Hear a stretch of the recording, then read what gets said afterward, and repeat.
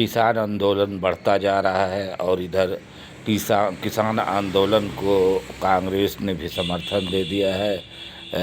Congress party का जिस पर ये बयान आया है कि 8 दिसंबर को उनके समर्थन पर, उन किसानों के समर्थन में हर ज़िले पर वो किया जाएगा, धरना प्रदर्शन और बैठक की जाएगी, जिससे कि किसानों के हौसले और बुलंद हों।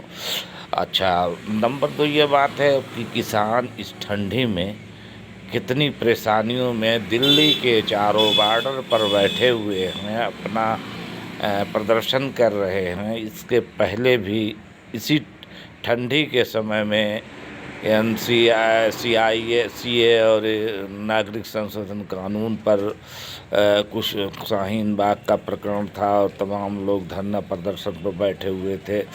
मुसलमान भी थे उसमें और पार्टियों के लोग भी थे, हिंदू भी थे, हर तमाम लोग थे, ऐसी बात नहीं है। लेकिन कपिल मिश्रा ने उसमें एक बाद में एक प्रकरण बना दिया, मुस्लिम वर्सेस हिंदू बना दिया। उस दंगा भी हुआ, तमाम लोग मारे गए, क्या क्या हुआ।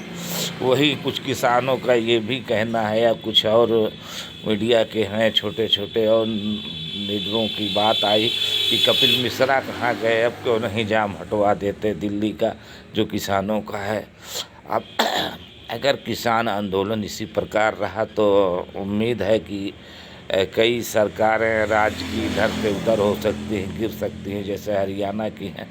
देखिए, जब इस देश की, भारत देश की 80% जनता किसान है और किसान जब खड़ा होगा तो उसी किसान के मत से तो नेता बनता है, विधायक बनता है, सांसद बनता है। तो वो लोग भी अपना वोट बैंक नहीं खराब करना चाहेंगे, चाहे वो सरकार गिरे चाहे रहे। बहुत लोग इस्तीफा दे के समर्थन में खड़े हो जाएंगे। लेकिन दिक्कत किस बात की, ये बहुत बड़ी समस्या है कि सरकार क्यों नहीं इस पे नरम पड़ रही है। आखिर क्या वजह है? जब कोई किसान उस विधेयक से लाभान्वित नहीं होने वाला है या किसानों का कहना है कि इस विधेयक से जो कानून बनाया गया है, इस विधेयक से हमको हानि है, तो फिर सरकार को वापस उन्हीं के लिए बनाया गया कानून उनको हानि पहुंचाता है। तो सरकार क्यों इतनी अड़ियल तरीके से डटी हुई है कि हटने वाली नहीं, पीछे कुछ भी हो किसान खड़े हो। लेकिन ऐसा आंदोलन जो दिल्ली से, अगर ये पूरे देश में किसानों का आंदोलन बढ़ गया तो बड़ी स्थिति खराब हो सकती है। भाई, किसान अन्नदाता है, इनकी ही अन्न पैदा किए हम खाते हैं, आप खाते हैं, प्रधानमंत्री या कोई भी हो, 2 रोटी जो मिलती है वही अन्नदाताओं की देन है जो हम खाते या पीते हैं। तो अगर अन्नदाता एक तरफ से नाराज हो जाएगा तो देश की क्या स्थिति बनेगी, क्या हालत हो जाएगी। इस पर सरकार को सोचना चाहिए। और ऐसे कानून को तो सरकार, जब इतना विरोध हो रहा है, तुरंत वापस ले लेना चाहिए। भाई, उनके लिए बना, उनके फ़ायदे के लिए, और उनको फ़ायदा नज़र नहीं आता। वो कहते हैं हमको नुकसान है, कोई किसान नहीं कह रहा है।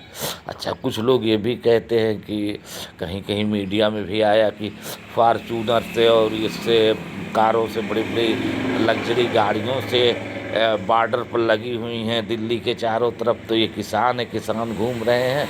अरे किसान भी है, 10, 20, 50, 100, सैकड़ों बीघे की मेहनत से, खून पसीने से अपनी खेती करता है, तो उसको या उसकी तमाम ज़मीनें फैक्ट्री या यहाँ वहाँ गई हैं रोड में, हाईवे में, तो उनको मुआवजा मिला है, तो वो भी गाड़ी से घूम सकते हैं। अगर ये हो कि किसान बहुत गरीब है, 80% यहाँ का किसान है, किसान प्रधान देश है, और किसान, तो फिर क्या हाल होगा देश का? मतलब गरीबी में हो जाएगा, देश की स्थिति बड़ी खराब हो जाएगी।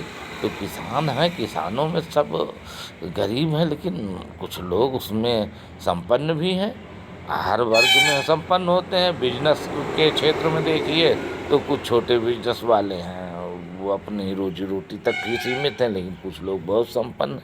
तो किसान भी संपन्न है। अगर किसान फॉर्चूनर से या लग्जरी कार से चलता है तो इस पे आपत्ति क्या है?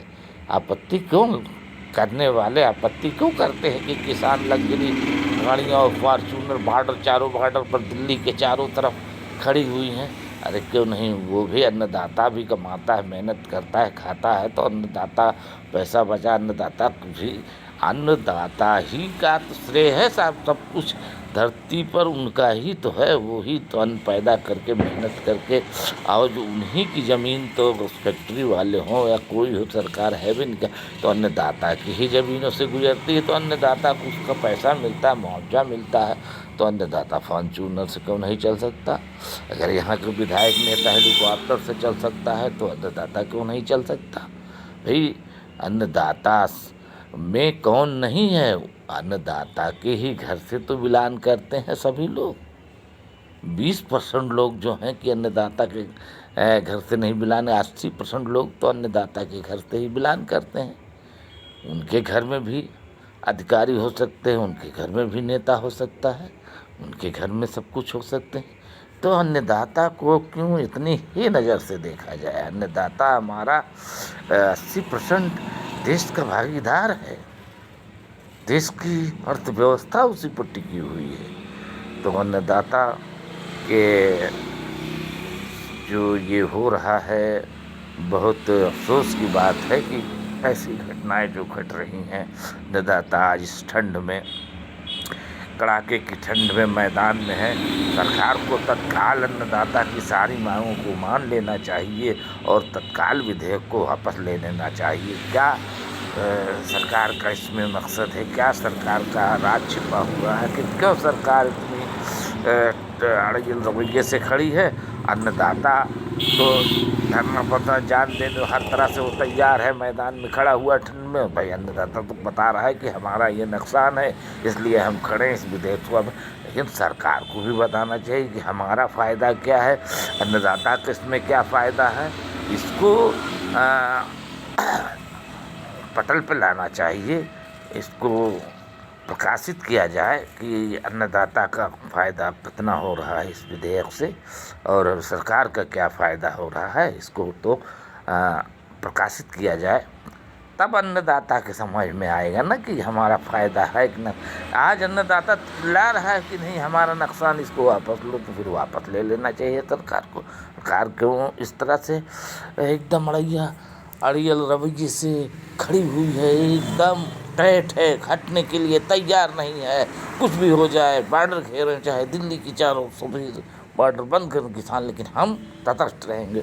बातचीत तो चल रही, लेकिन बातचीत का मतलब उनका ही सिर्फ है कि अब यहाँ ये बात भी आती है कि कांग्रेस भड़काती है, फला पार्टी, उसी के भड़काने से कोई भड़कता नहीं इस ठंडी में इतने। आदमी किसान का अपना निजी मामला है, इसलिए किसान अन्नदाता भड़क रहा है, अन्नदाता इसमें जुटा हुआ है। तो बस अन्नदाता की समस्याओं पर काफ़ी ध्यान देना चाहिए। सभी छोटे बड़े किसान हैं, किसान होता है, सबको समस्याएं हैं। अब बड़ा किसान हरियाणा पंजाब के लोग बड़े किसान हैं, उनका बड़ा मामला, लेकिन हमारे उत्तर प्रदेश या कहीं हैं छोटे छोटे किसान हैं, लेकिन किसान तो सिर्फ अन्न पर ही मुनहसिर है, किसान उसी पर करता है।